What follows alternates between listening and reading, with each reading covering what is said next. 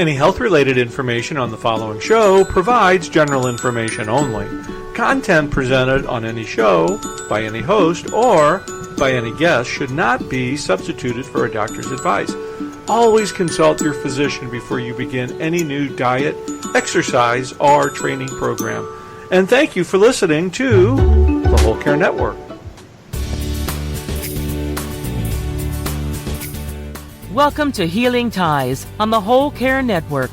On Healing Ties, we're creating a life to love after caregiving ends by sharing stories and resources and being with awesome people like you. Now that caregiving has ended, let the Healing Ties begin. Here's your host, Chris McClellan, the Bow Tie Guy. Well, greetings everyone. It is Chris McClellan, the Bow Tie Guy, for another episode of Healing Ties. Thanks for joining me today. If you are a first-time listener to Healing Ties, then that probably also means you might be a first-time listener to the Whole Care Network. But we'd like to let you know that on Healing Ties, we're all about sharing stories. We believe, not only on Healing Ties, but on the Whole Care Network, that it's through story sharing where diversity meets the road to combat a common cause. And our common cause here at the Whole Care Network is caregiving, before, during, and after caregiving ends. And just a couple of quick notes on what's going on in the network right now. Our 6-series podcast, the Songs for the Caregiver Soul, is now playing, featuring the music of Barbara McAfee. I encourage you to hop on to the wholecarenetwork.com, do a quick search on Barbara McAfee, our Songs for the Caregiving Soul, and you're going to hear some terrific stories and beautiful songs that Barbara has written through her caregiving experience. So, enough of those promotions. Let's talk about today's show.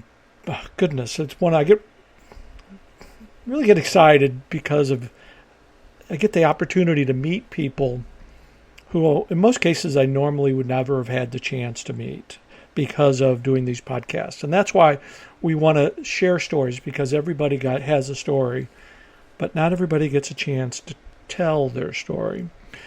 Tracey Lawrence is a serial caregiver who survived helping both of her parents through their illness and with love, compassion, and humor.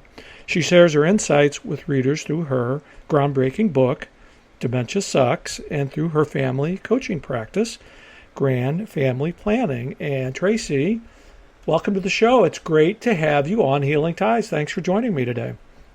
Oh, thanks so much, Chris. I'm really privileged to be here today. Well, it's just great to connect and great to share stories. But before we get into your story, why don't you tell our listeners a little bit about you and your background, and we're going to talk a little bit about your book. It's going to be exciting. Thanks, Chris. Once upon a time, I was a graphic artist, and I was working out of my home in Ringwood, New Jersey. It's a beautiful town with trees and lakes and reservoirs and all kinds of critters running around, fresh air. And I'm only 40 miles from New York City, so I can get my culture in when I need to. And my parents were retired and living La Vida Loca down in Florida. Oh, okay. Back in 2003. Mm-hmm. And my father and I were really good friends. He was, I was privileged to be not just his daughter, but his friend. And we had great conversations on the phone on a regular basis. And he led me to believe that he was okay. And then I found out he wasn't. We went down to Florida, got a good look at what was going on, and realized that Daddy was sick and needed some help from his kids. So that's when my transformation began. And I had to learn a lot of things that I never expected to have to learn, like geriatric illnesses and what is dementia and how many different kinds are there and why is this stuff happening and what's long-term care insurance and why did that doctor give my father this medication that's making him so ill and things like that. So it really did change me. And my father was he He only lasted for about a year after we discovered how sick he was, because he just didn't want to live. And we realized how sick he was, and didn't interfere with his desire to exit as quickly as was possible. So we helped him to have as quick and good a death as he could have. And I know that may sound like a strange term to some people, but I think that giving a loved one a good death is one of the nicest things, one of the most loving things that you can do for another person.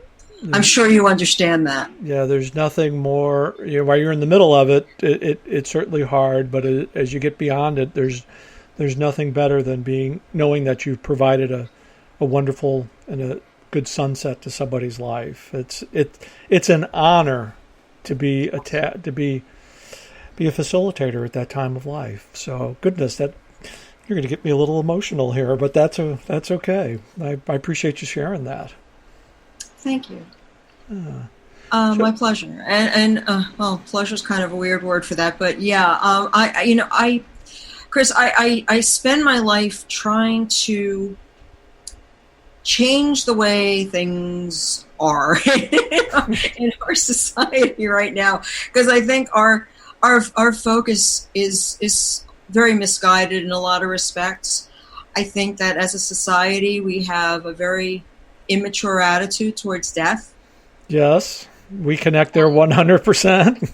Yes, and that people are so unaware of the issues that confront us as we age, and that I will share with you that I when my father, before I knew my father was sick, I was a believer in the myth of retirement that we are sold by the media, where you stop working and you start spending money like you're drunk, and you spoil your kids and your grandkids, and you travel and you have lots of fun, and then gently, with no pain or angst, you go to bed one night and angels ferry you to the pearly gates. Cue heavenly choir. Thank you, ladies and gentlemen, over and out. Well, that ain't the way it works for most of us. It's not the way. Mm-mm. And so when I talk to people about, like, what kind of plans have you made for what I call post-retirement, usually they say, oh, well, I've got a burial plot. No, you're making all the wrong assumptions. Yeah, you're kind of jumping ahead just a little bit. Yeah. There's this like ugly period of 10 to 30 years where you're going to be sick, and there are a lot of things that you don't like to think about. They're creepy, they're morbid, they're sad, and we have to grow up and think about these things, because if we don't, then someone's going to have to think about it for us. And the thing you don't want to do is, if there's someone in your life you really care about who's going to be your advocate, you want to give them as many tools as you can to enable them to know what you would do for yourself if you could, and give them the peace of knowing that they're doing the right thing, and give them the resources they need in order to be able to do those things successfully. And I was very fortunate in that my parents did a lot of good things. They did a lot of planning before they got sick, and I was fortunate enough to be able to start working with them when when they were still competent enough to be able to participate. So my father's situation and demise set me up for being able to cope with my mom's, which came a significant increment later. She was actually on her own and able to lead an independent life for a couple of years after my father passed. But, my husband and I would go down to Florida. Instead of going on vacation, we would go and check on mom. You go to check on mom, yes. So there were no more, there were no, like, free holidays anymore. It was like, all right, well, we're going to take a little time off from work and see what's going on with mom. And, for as long as she was, we'd get down there and everything was appearing to be okay, it was okay. But then one day she reported to me over the phone that she was having a heart attack and didn't want to go to the doctor. Didn't want to go to the doctor. Did not want to go to the doctor. She said to me, I had a clot in my chest, but it moved. Oh. Okay. And I said, well, Mom, let's say for the sake of argument that you did have a clot and it did move. How do you know it went someplace good? Good question. Yeah. So I called her doctor. I made an appointment for her. I called her back. She said she had put on her bathing suit and was going down to the pool. And I had to argue with her to get dressed and go to the doctor. And she did. A little while later, she called me and she said, well, I hope you're happy. He says I had a heart attack and I have to go to the hospital. Yeah, Mom, I'm overjoyed. I know it's my fault. And, but yeah, good. Go to the hospital. And so she needed a couple of stents and they fixed her up and she was okay after that. But then she needed to have her gallbladder removed. And I wound up bringing her to New Jersey to have that done because her doctor suggested that she might have to have that procedure done conventionally, which means getting a great big incision, which is extremely painful. Right. So I brought her to New Jersey. I changed over all of her stuff to New Jersey, got her a surgeon in New Jersey who was able to do the procedure laparoscopically. And she was done and fine in like 5 days, which was amazing. That is amazing. Goodness. Yeah, and she was let's see, that was 2009, so she was 82. And right? Okay. At any rate, yeah. So she went through the surgery very, very, very well, and then she wanted to go back to Florida. And I said, okay, that's great. You can go back to Florida, but here's the deal. I'm going to hire somebody to help you. And she said, I don't need no stinking babysitter. And I said, you're right. You don't need a stinking babysitter, but what you do need is someone who can fill in for the things that I do for you when you're with me. Because I'm not going. Good analogy. Yeah. So she and I said, this isn't negotiable, Ma. You want to go back to Florida? For me, I need to have somebody who's going to be there. And if one morning I call you and you don't pick up the phone when I know that you're supposed to be in your apartment. It's 3 o'clock. It's 3 o'clock. It's 3 o'clock. That's my computer. I like that. That I will be able to call that person and say, can you please check on my mom? Something's wrong. So she agreed. And I hired somebody for her. And, so, think of her as a personal assistant, right? Well, during the time that my mother had this personal assistant, she was so happy. This woman she drove her, because my mom had stopped driving years prior because she had macular degeneration and had poor depth perception. So she stopped driving voluntarily, but now she had somebody who could drive her around, take her shopping, took her to the movies, took her to dances, to senior events. She was having a ball. So, I was able to buy her some more time in her independent life. And that was gratifying. It was great to be able to help her do that. But the gal who was working for her in time found a full-time job because she couldn't afford to work part-time. Right.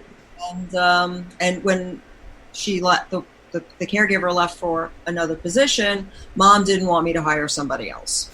And that's when we started wrestling again. And in that period, the doctor said to her, you shouldn't be living by yourself anymore. So, and it was she was forgetting things. She was misplacing large sums of money. Wow. And thinking that someone was breaking into her apartment and stealing it, and then it would turn up in the hamper. When the temperature would plunge to 70 degrees at night in Florida. Yeah, plunge. Just so our listeners know, I live in Florida, so I understand exactly the connotations behind that. They get the furs out at 70. So yeah, absolutely. Get out the parka, and she would try to turn the heat on, and she said that the heat wasn't working. When I went down to her apartment, it was fine. I realized she just had forgotten how to turn it on. Mm-hmm. So it was time, and my husband and I offered her, the opportunity to come live with us. So she did, and she tried assisted for a little while, didn't like it, and came back to live with us. And it was good because I was able to see what was going on, react to what was going on, get her to see the doctor when things weren't quite right. Her medications needed to be titrated at one point because she lost a lot of weight after the gallbladder surgery, and she no longer needed to be on all the medications that she was on. So it was a good move. Caregiving is hard enough. Long distance caregiving is equally as hard. Yes, because you're constantly being called upon to triage things that you just, it's very hard to manage, and finding the right resources, finding the right partners, and making sure that your loved one is on a day-to-day basis not doing something that's going to harm them. I find it really alarming when I know people whose aging parents are still driving, and they'll report things like, well, they had a little fender bender, but it wasn't their fault. Yeah, okay. Things of that nature. And it's a tough topic. It's hard to take someone's independence away. Oh, it's hard. It really is. But I think it's worse if you know that they're impaired or no longer capable of driving safely, and you allow it, and then they either hurt themselves or somebody else. So and that's a much heavier burden to deal with. Very much so. So I guess I'm just going to ask the question. I guess really, when it comes right down to it, dementia really sucks. Yeah, it does. And when it was time for me to write my book, the title volunteered itself really very, very readily. It was never a question, because I actually a year after my mother passed away, I had been blogging and writing about my journey with my mom. And my mom was a very, as you could probably guess, a very entertaining, demented lady. You've painted the picture very well. Yes. And it only got more interesting as it progressed, because she became very, in addition to having dementia, she was also psychotic. So, yeah. Oh. Yeah. So she would entendre me. Yeah. And it was really, I was a psych major as an undergrad, so it was fascinating to me. And I that might sound a little cold, but when I wasn't profoundly sad and upset and all that other stuff, there were parts of it that were really fascinating to me. And I would write down that these events as they occurred. And when I would also take time out to reflect and talk about what I thought was going on, And as I learned things that I thought had value, I put them out there. Mm-hmm. So once my mom passed away, I stopped blogging, and I revisited my articles a year after, and I started reading it as a reader would, not as the author. Yes.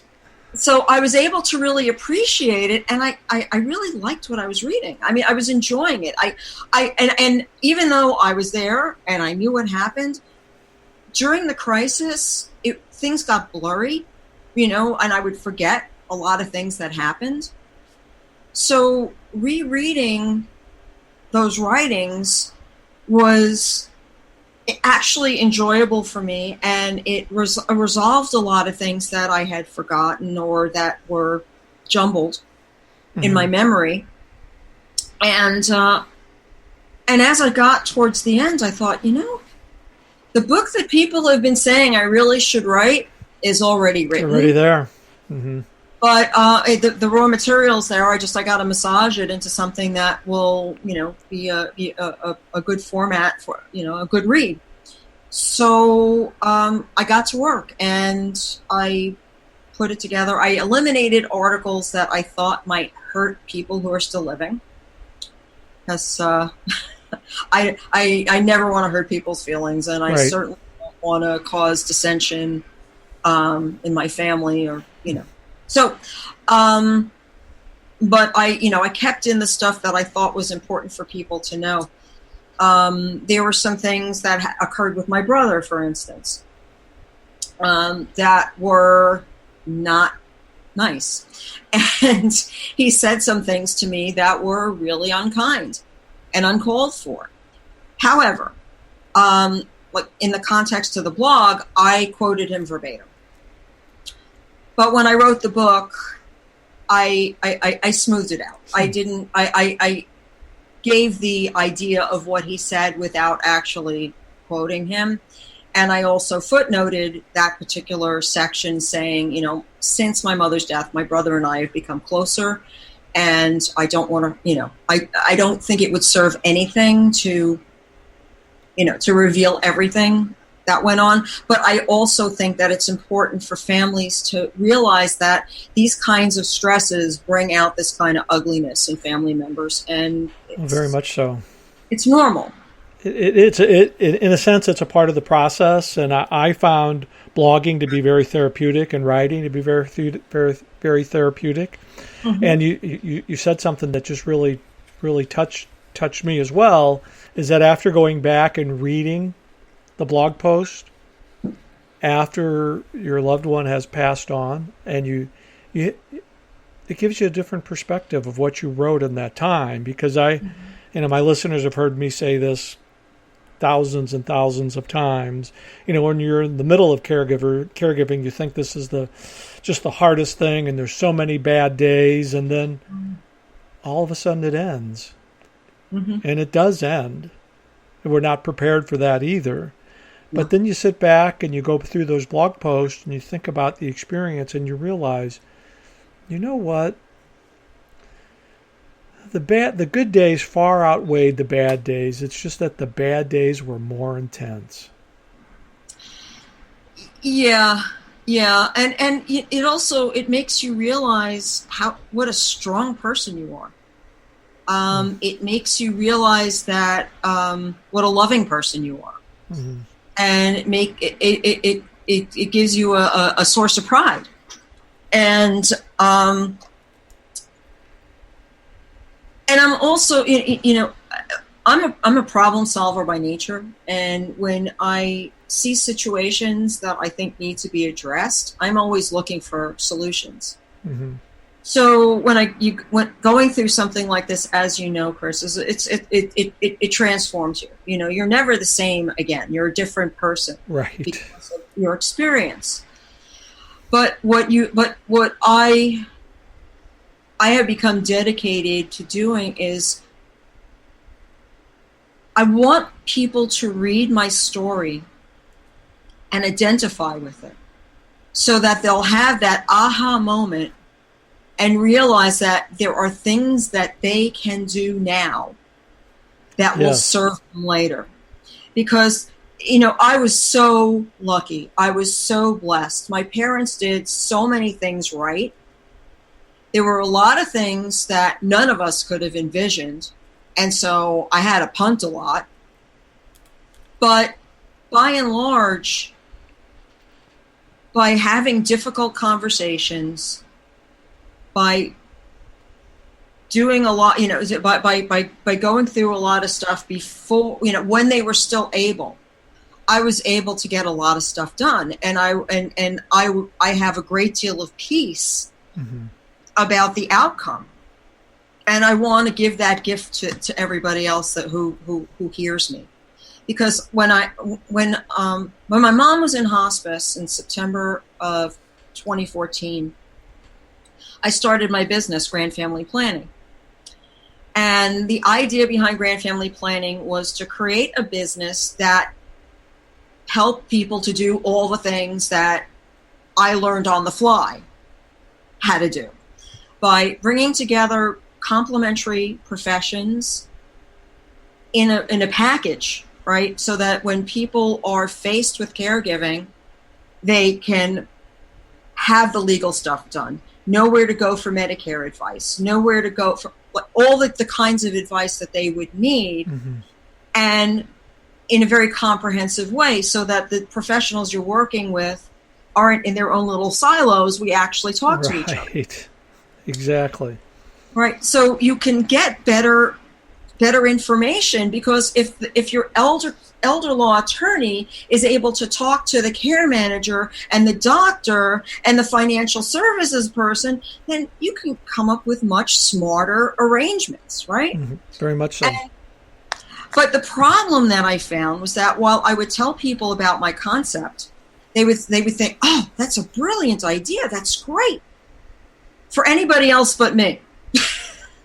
Because everybody I talked to about it, well, they were a perfect candidate for becoming a client because nothing had hit them yet. Nobody wanted to go there yet because they weren't ready. They were too busy confronting what I call the twin demons of human nature. Number one, denial. Nothing else ever going to happen to me or anybody I love, right? Can't. I'm going to live forever, and so are they. That's called terminal denial. Yeah, and most people have it bad. Yes. And so, there's that. And then once you blast through the denial, then you've got, oh, wow, I really have to take care of this. But I've got time, so there's procrastination. It's always tomorrow. So, so I was finding that, getting people to listen to me was extremely difficult. So I was like, I thought, well, okay, I have to tell caregiver stories. I have to put these kinds of stories out there so that people will hear them and then picture themselves in that story. Because somewhere along the line, they're going to identify with something that they hear, and it will click. They may not do something right away, but by telling a very human story that most people can identify with on some level, that they will be more compelled to do something that helps them to take care of themselves and their families. And that's why I wrote the book, because I wanted to put that story out there in a form that people would digest, and that my goal was to write something that was approachable and engaging, that was a story that people, not just people who are in that at the threshold of caregiving would read, but people who are younger, and incidentally, I don't know if you've been hearing like the same stories that I have, but there are so many articles in the media right now about millennial caregivers. Oh yeah, that's a big topic right now. It's just all of a sudden it just blew up. And I know AARP has been like publishing a lot of articles. They're doing a lot right now. Sure. Yeah. So before I got the book published, I shared it with my niece, who's 27 years old, and she's a copywriter for VaynerMedia. She's a brilliant young woman, and what I really love about her is she won't BS me. Yes. So when I told her I was writing a book, she asked if she could read it, and I was like, oh, good. And I sent it to her, and she read it in a day, and she got right back to me and said, oh my God, I'm so impressed. She said, I can see people my age reading this and really enjoying it. And I was like, yes, I've got something.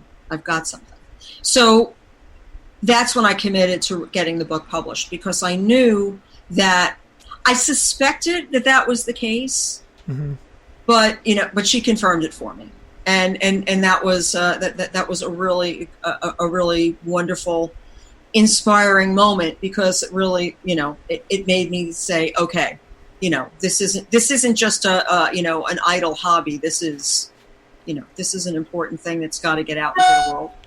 And I think that's exactly why we connect. We connect with so many caregivers, because while our journeys could be a little bit different, we all understand what it means to be in the trenches. Yes. And that's why it's always been amazing to me that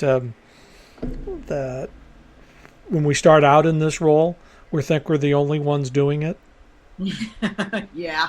But then we find out, after we find the courage to ask for a little help, that, there's more people doing this than people let on.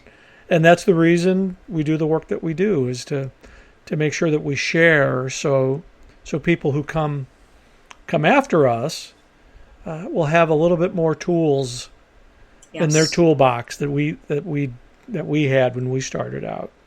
Absolutely. And I know one area that I think you're very concerned about, and it is pretty much a common I don't know, common statistic, that's probably not right, but 50% of the family caregivers of people with dementia, they die before the person they're caring for. And it's sad, because we get caught up in taking care of somebody else, and we forget to take care of ourselves. Absolutely. It's we get tunnel vision. And we also develop what I call the Superman complex. Yes. That denial thing comes sneaking back in. It's like, well, I'm taking care of somebody else. Nothing can happen to me. And the other part of it is, you're so busy taking that other person to doctor's appointments and tests and procedures. The last thing you want to do is do a doctor's appointment for yourself. So, well, I've already been to the doctor 5 times this week. I'm not going for myself. Yeah, but it was interesting. You can be creative, though. Well, my husband was sick. There was one day where I had to take him on 4 different stops. Okay, and I woke up with a UTI, and I was like, oh my God, this is horrible. And I called my regular doctor and asked for a prescription, and they said, well, you have to come in. It's like, I can't come in. I have to take my husband to 4 different doctors in the hospitals. And so the gal on the phone said, all right, well, I'll talk to the doctor. And they gave me a prescription for 3 days worth of antibiotics. And I said, oh, fabulous. So when I got to the internist my husband was seeing, I said, before I got there, I said, do me a favor, book me 10 minutes with the doctor adjacent to my husband's visit so I can see him as a patient.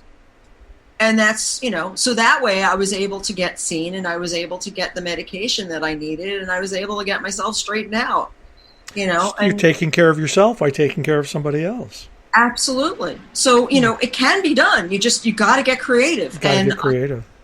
And you also, you have to learn how to team with your doctors, yes.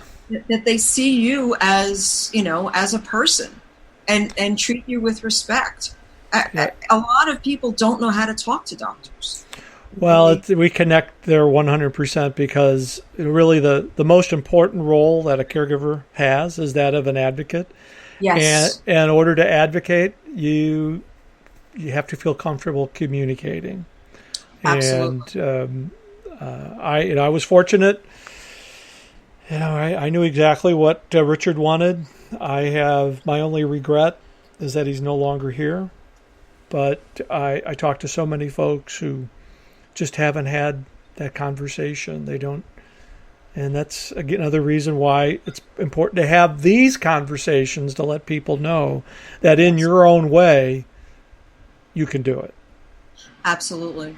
And one of the things that I'm working on this year is a course to teach people how to be a health advocate for other people.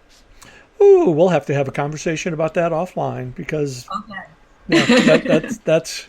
I really believe, and I may have shared this to you before, but if I haven't, I really believe the issue of family caregiving. I look at it now through the lens of leadership and communication, and I think that's.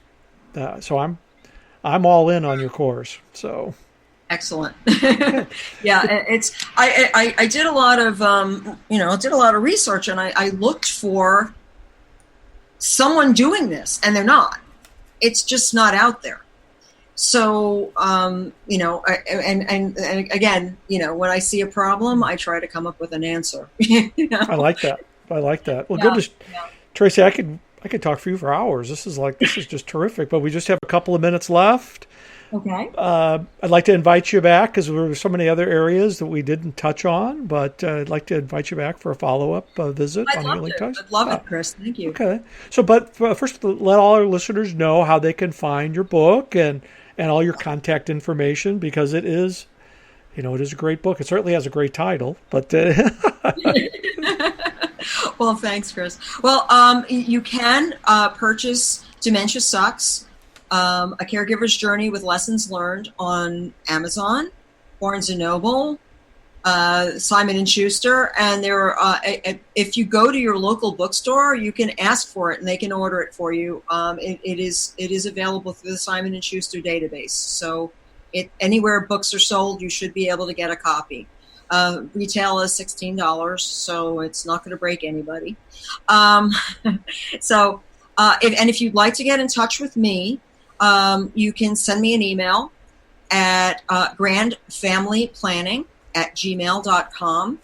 The Grand Family Planning website is grandfamilyplanning.com. There are a lot of great resources on the website that are free. So please feel free to check it out, look around. There's also a link to the book on the website. So if you want to get in that way, there is a menu that says, I want the book. So just look for it there and it'll take you to Amazon where you can purchase the book. Well, a lot of great information and goodness, Tracey, we'll look forward to having you back for an encore performance on the Whole Care Network. Goodness, this will be awesome. Wonderful. I look forward to it, Chris. Thanks. Okay. So, having been through caregiving for both of her parents, Tracey, goodness, you are certainly someone who's creating healing ties all around us. I can't thank you enough for joining me today. Chris, thanks so much. Okay. Goodness gracious, St. Ignatius. What a wonderful conversation. So, as you know, I'm your host, Chris McClellan, the Bowtie Guy. I'm creating a life to love after caregiving ends through radio, writing, travel, advocacy, and being with awesome people like Tracey Lawrence. Healing Ties is a part of the Whole Care Network. Check us out online at thewholecarenetwork.com, where you can learn about all our shows, listen to our show host, and especially our podcast featuring Tracey Lawrence. We'll see you for another episode of Healing Ties real soon. Bye-bye.